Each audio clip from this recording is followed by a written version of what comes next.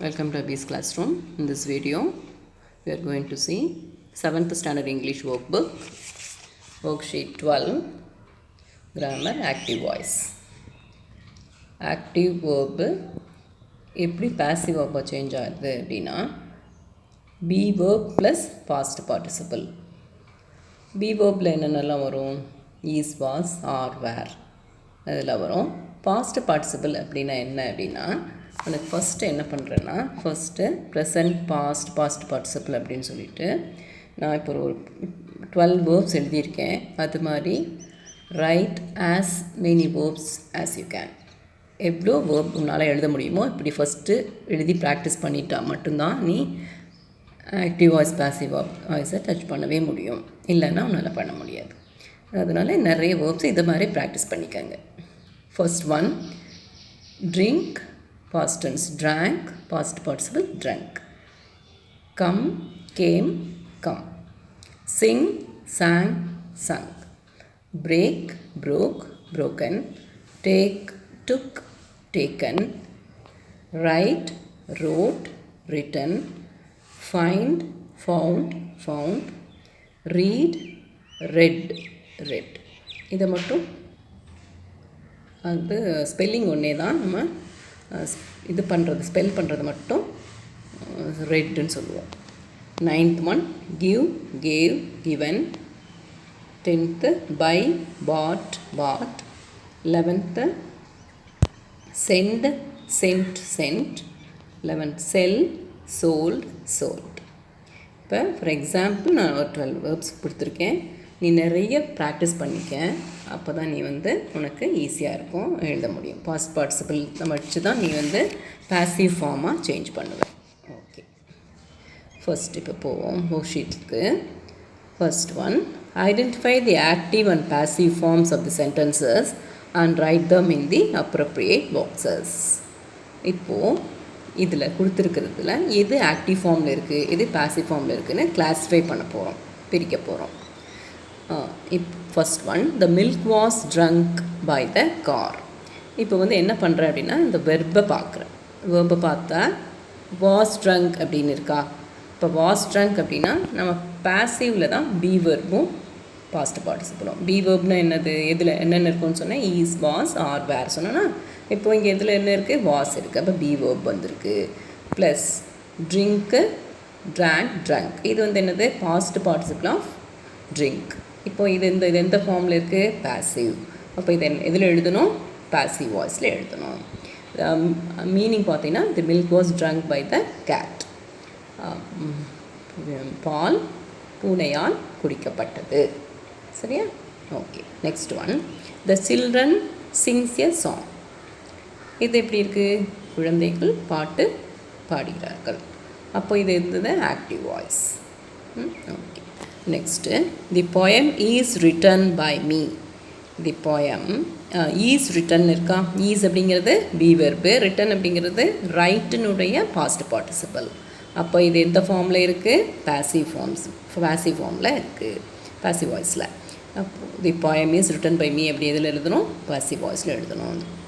இந்த போயம் என்னால் எழுதப்பட்டது. Okay, next one, I like ice cream. நான் ஐஸ்கிரீம் விரும்புகிறேன். அப்போது இது என்னது, active voice. I like ice cream, இது ஆக்டிவ் ஃபார்மில் தான் இருக்குது இந்த வேர்பு. அடுத்தது, Sachin played cricket. Sachin cricket விளையாடினார், அது ஆக்டிவ் வாய்ஸில் தான் இருக்குது. Next, the story was written by him. By இருக்கணும். அதே மாதிரி இது இந்த வேர்ப் பாசிவ் வேர்பாக இருக்கணும். இருந்துச்சுன்னா அது passive voice. The story was written by him. அந்த ஸ்டோரி அவனால் எழுதப்பட்டது. ஓகேயா? Next one, second one, rearrange the words to form a meaningful sentence.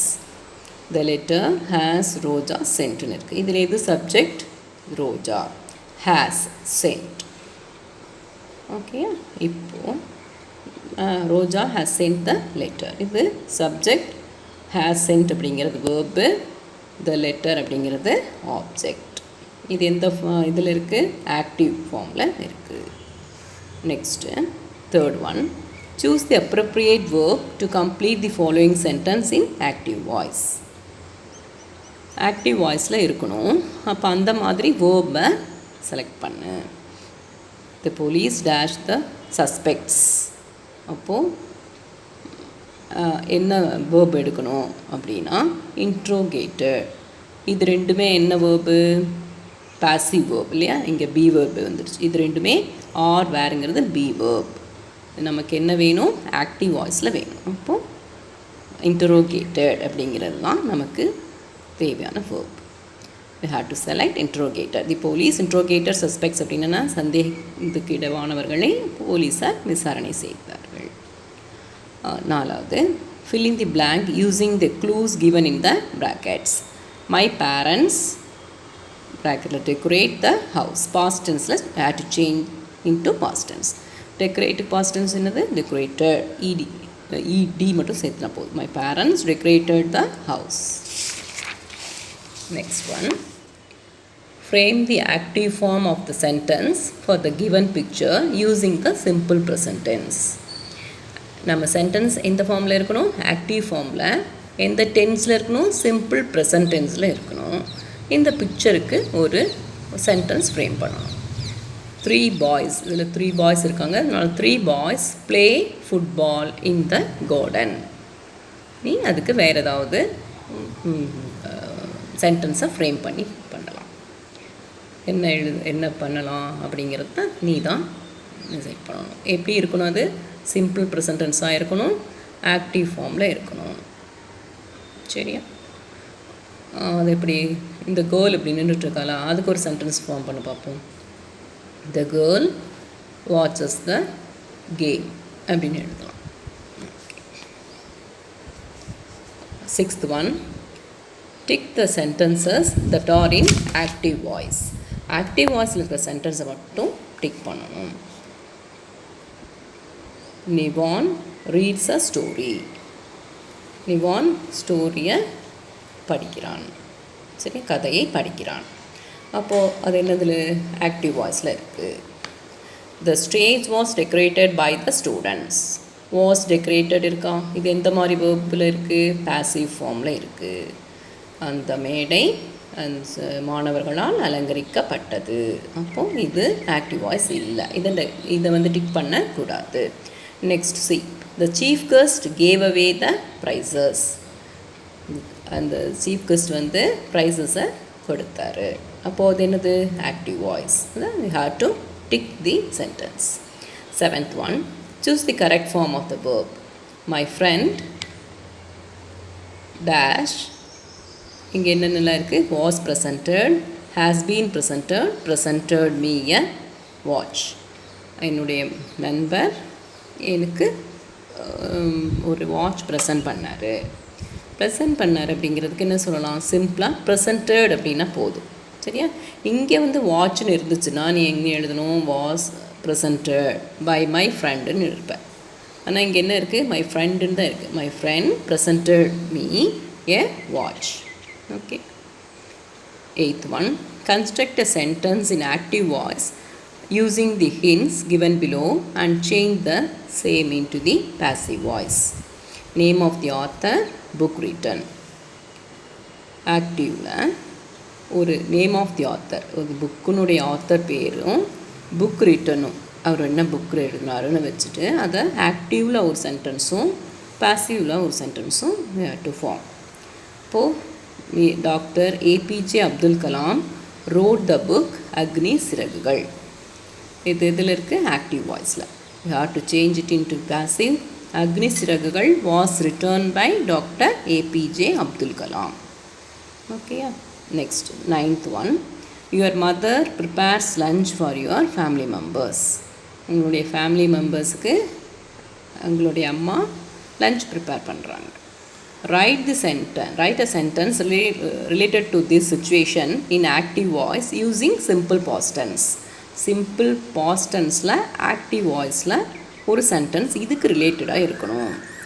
இதுக்கு ரிலேட்டடாக உங்கள் மதர் வந்து லஞ்ச் ப்ரிப்பேர் பண்ணுறதுக்கு ரிலேட்டடாக. அப்போ my sister helped my mother in lunch preparation எழுதலாம்.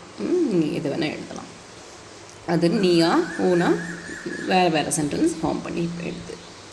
10th one, rewrite the paragraph into active voice.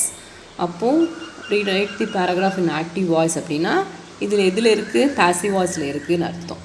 சரியா? அப்போது the man who broke into the school building last night has been arrested by the police. அப்போது passive voiceல இருக்குது அப்படின்னா என்ன அர்த்தம்னா object ஃபஸ்ட்டும் subject லாஸ்ட்லேயும் இருக்குன்னு அர்த்தம். அப்போ நம்ம என்ன பண்ணணும், ஃபஸ்ட்டு இந்த சப்ஜெக்டை ஃபஸ்ட்டு கொண்டு வரணும். தி போலீஸ் ஹேஸ் பீன் அப்படிங்கிறத இங்கே எடுத்துடணும். Has arrested the man who broke into the school building last night அப்படியே சேஞ்ச் பண்ண வேண்டியதுதான், அப்படியே எழுத வேண்டியதான்.